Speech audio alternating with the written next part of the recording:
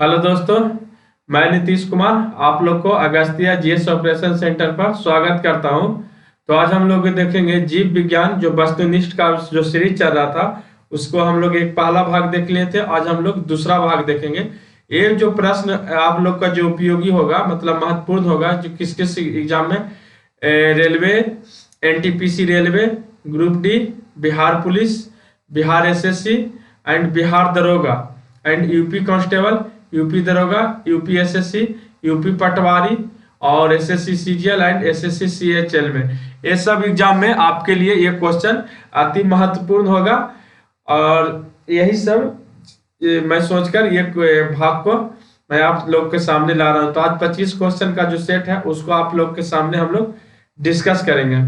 तो आज 26 जनवरी भी है और सरस्वती पूजा है, तो आप लोग को ढेर सारी बधाइयां 26 जनवरी की पहले, फिर सरस्वती पूजा की भी ढेर सारी बधाइयां। आप लोग भी सरस्वती माता की पूजा करिए और उनसे यह प्रार्थना करिए कि माता आप हमें अच्छा से अच्छा सद्बुद्धि दे, अच्छा से अच्छा हमें ज्ञान दे और अपने जीवन में बढ़ने के लिए आप हमें आशीर्वाद दें और अच्छा से अच्छा हम अपने जीवन में करें और अच्छा अपना मुकाम पाए। जिस चीज के लिए मैं पढ़ाई कर रहा हूँ उस चीज में मैं सफलता प्राप्त करूं। और मैं भी कामना करता हूं कि आप लोग जिस चीज की तैयारी कर रहे हैं उस चीज में आपको सफलता मिले, यही मेरी सरस्वती माता से कामना है। तो चलिए आज हम लोग पहला नंबर क्वेश्चन को देखते हैं और आगे बढ़ते हैं।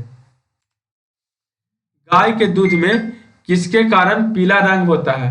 तो जो गाय का दूध होता है किसके कारण पीला रंग होता है? तो इसका जो ऑप्शन होगा बी होगा। इसका ऑप्शन बी इसका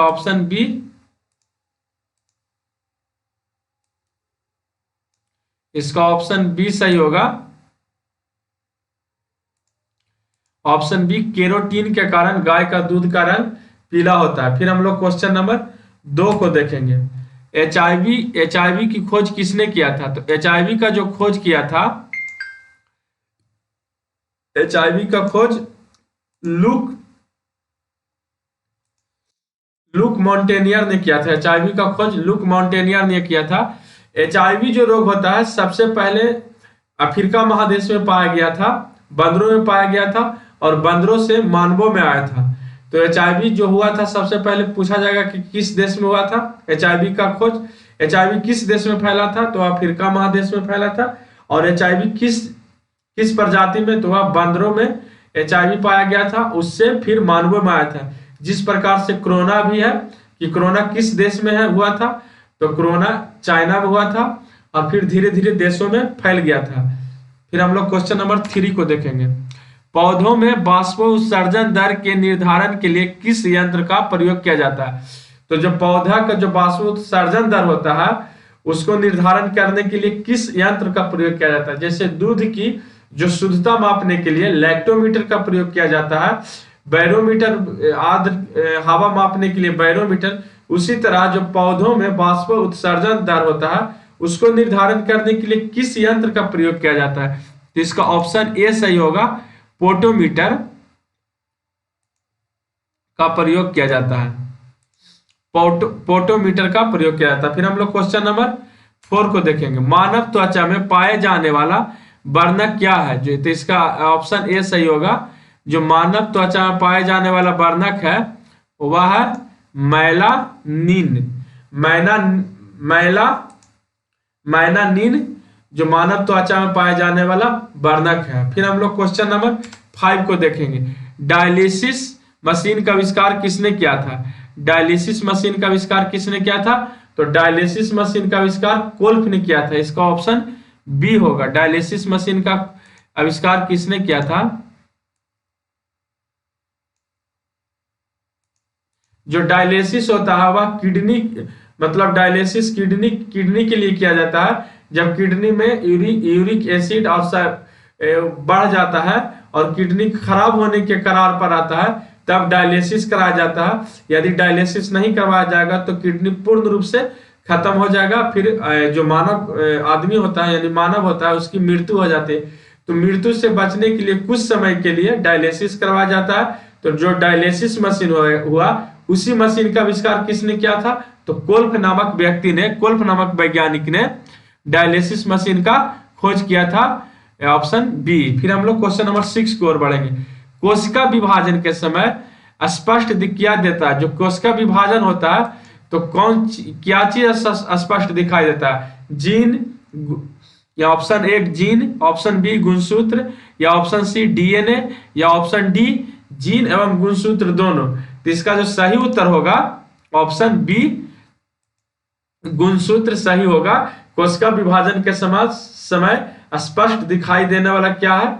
तो गुणसूत्र है। फिर हम लोग क्वेश्चन नंबर 7 की ओर बढ़ते हैं। जराबिक क्या है? तो जराबिक जो है, जराबिक क्या है?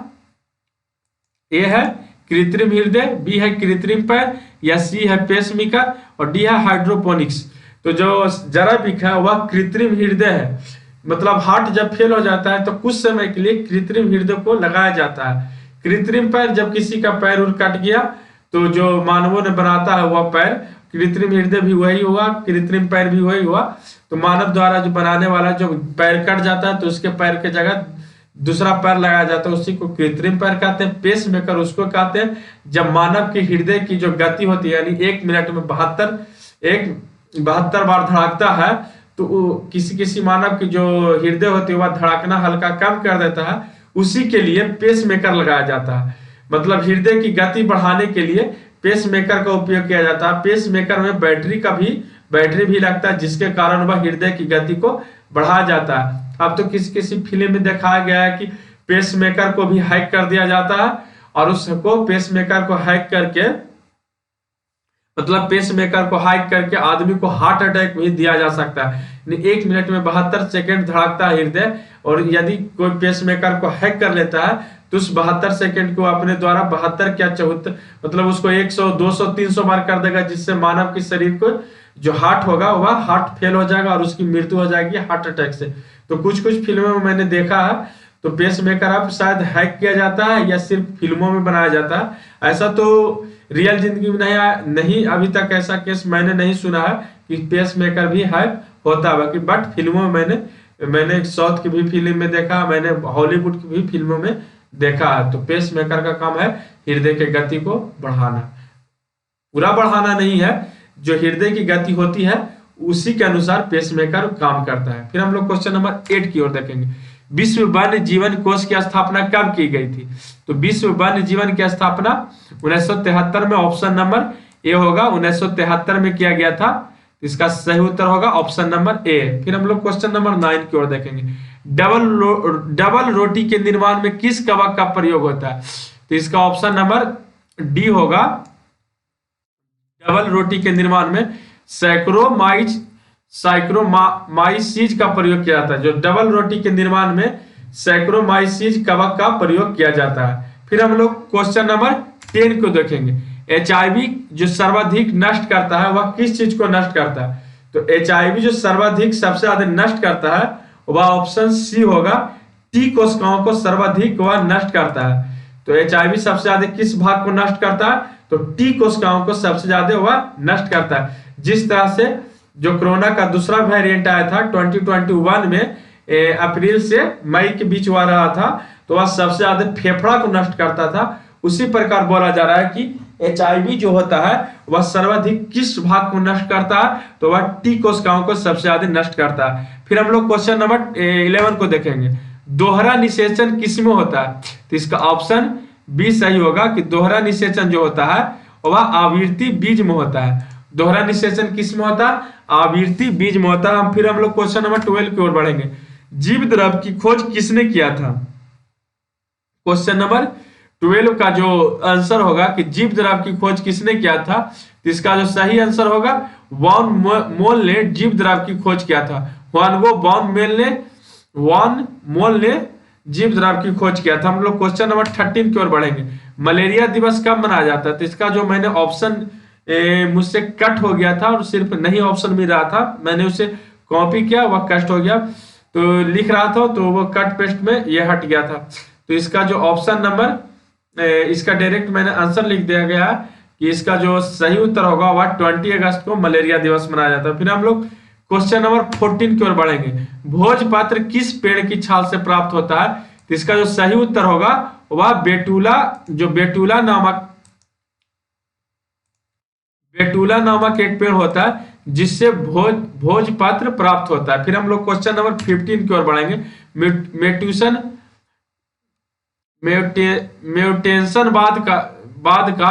म्यूटेशनवाद का जनक कौन है?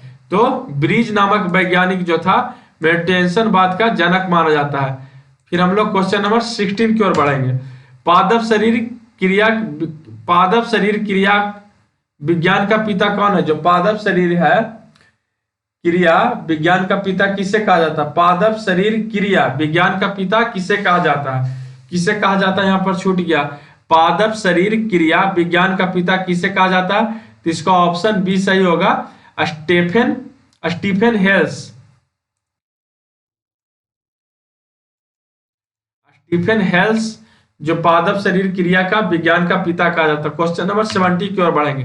अस्थि में कौन सा प्रोटीन पाया जाता है? तो इसका जो सही उत्तर होगा वह सी होगा। ओसिन नामक प्रोटीन अस्थि में पाया जाता है। अस्थि में कौन सा प्रोटीन पाया जाता है?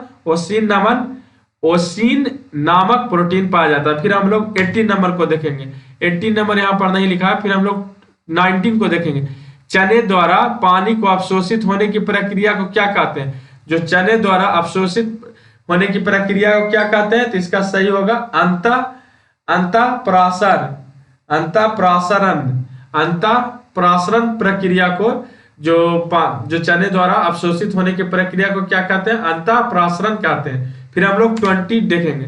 शुगर बेबी किसकी प्रजाति है? तो जो शुगर बेबी है वह ऑप्शन है ए गाजर, बी तरबूजा, सी चुकंदर, डी खरबूजा। तो इसका ऑप्शन बी सही होगा। जो शुगर बेबी कहते हैं वह बी होगा। ऑप्शन बी तरबूजा को शुगर बेबी कहा जाता है। मैंने कई जगह, जैसे मैं दिल्ली यूनिवर्सिटी में पढ़ाई करता था तो उस समय मैंने देखा था कि जब हम लोग यूनिवर्सिटी से पढ़ के निकलते थे गर्मी के दिनों में, तो वहां पर जो तरबूजा होता था तो उसको ऐसे मतलब कट करके स्लाइस बना दिया जाता। स्लाइस बनाकर वो पूछता था, तरबूजा बेचने वाला जो भाई होता था, कि सर इस पर हल्का सा शुगर मतलब चीनी को छिड़क दूं या आपको ऐड मतलब चीनी किसी चीज पर दे दूं? तो मैंने कभी भी प्रिपेयर नहीं किया था कि मैं ऊपर से चीनी दे दीजिए। जैसे अमरूद खाते हैं, स्टेशन पर देखिएगा अमरूद खाइएगा तो उस पर काला नमक छिड़क दिया जाता है, और किसी चीज पर देखिएगा तो काला नमक छिड़क दिया जाता है। वो तो एक हद तक ठीक है, बट मैं दिल्ली में देखा था कि तरबूज को खाने के लिए जो पहले से ऑलरेडी बहुत मीठा होता है तो उसमें भी चीनी ऊपर से डाल दिया जाता है, और उस तरबूज को सर्व करने के लिए ऊपर से चीनी डाल दिया जाता है। पहले से भी बहुत मीठा है फिर भी ऊपर से उसमें चीनी डाल के बेचा जाता है, और कुछ लोग खाते भी हैं। मेरे दोस्त भी थे जो वो लोग खाते थे। फिर हम लोग क्वेश्चन नंबर 21 को देखेंगे। अम्ल वर्षा का मुख्य अवयव क्या है? तो इसका जो सही उत्तर होगा वह सल्फर डाइऑक्साइड होगा। क्या होगा? सल्फर डाइऑक्साइड होगा अम्ल वर्षा का मुख्य अवयव। फिर हम लोग क्वेश्चन नंबर 22 को देखेंगे। अधिक विकिरण के संपर्क में आने से क्या होता है? तो अधिक विकिरण के संपर्क में आने से कैंसर होता है, ना कि रिकेट, टीबी या स्कर्वी होता है। फिर हम 23 को देखेंगे। चर्म रोग किस विटामिन के कारण कमी के कारण से होता है? चर्म रोग होता है जैसे दिनाई हो गया, खुजली हो गया, दाद हो गया, एक्जिमा हो गया, और जो होता है जो किसी के बाल में चोइटा हो गया। मैंने कल ही परसों एक हॉस्पिटल में देख रहा था, जो गया था तो उसको जो बालों के अंदर एक चर्म रोग के जैसा हो गया था। तो अभी स्किन के डॉक्टर ही देखते हैं, तो चर्म रोग भी अनेकों तरह का होता है। तो जो वह होता है वह विटामिन B6 के कारण चर्म रोग होता है। फिर हम लोग क्वेश्चन नंबर 24 को देखेंगे। कौन सी बीमारी प्रदूषण के कारण होती है या बढ़ जाती है? इसका स्कर्वी, होमोफिलिया,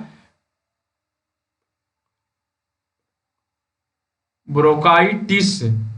इसका ऑप्शन सी होगा, जो कि प्रदूषण के कारण कौन सी बीमारी होती है या बढ़ जाती है? ये होगा ब्रोंकाइटिस, ऑप्शन नंबर सी, जो प्रदूषण के कारण होता है या बढ़ जाता है। फिर हम लोग 25 को देखेंगे। कृत्रिम गर्भधारण के लिए किस बीज को सुरक्षित रखते हैं? कृत्रिम गर्भधारण के लिए किस बीज को सुरक्षित जो कृत्रिम गर्भधारण के लिए साँड के बीज को किस में सुरक्षित रखते हैं? द्रव ऑक्सीजन, शीतल ऑक्सीजन, या द्रव नाइट्रोजन, या द्रव अमोनिया। तो इसका जो सही उत्तर होगा वह द्रव ऑक्सीजन होगा,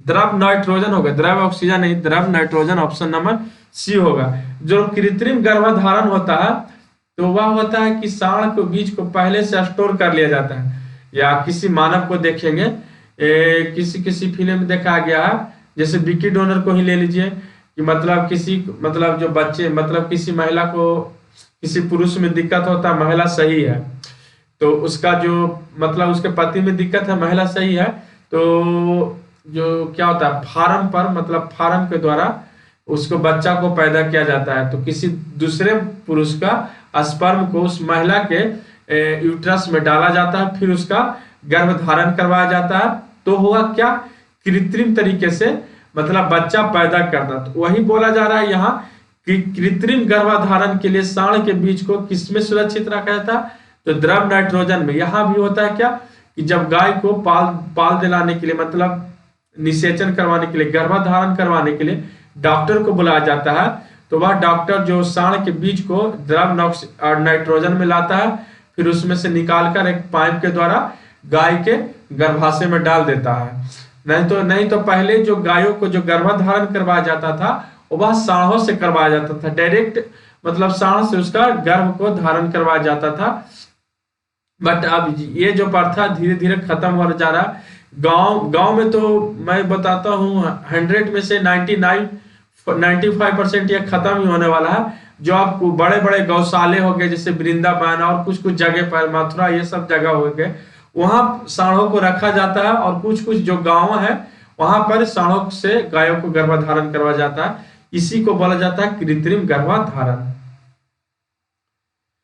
तो आज हम लोग 25 कर लिए, फिर हम लोग अगला सीरीज लाएंगे। तब तक के लिए वीडियो को लाइक करिए, शेयर कीजिए और सब्सक्राइब कीजिए।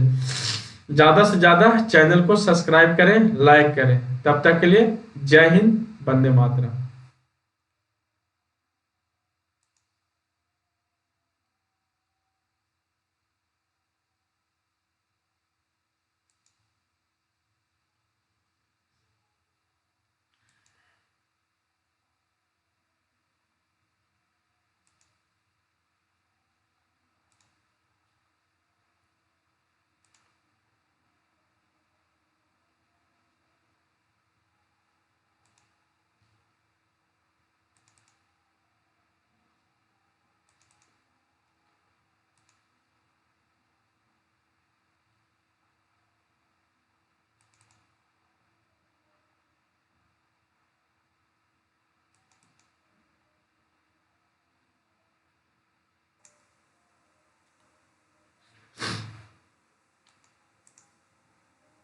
हेलो दोस्तों, मैंने तो इसको कोल्फ नहीं किया था। इसका ऑप्शन सही होगा कि दोहरा निषेचन जो होता है एक्जिमा हो गया।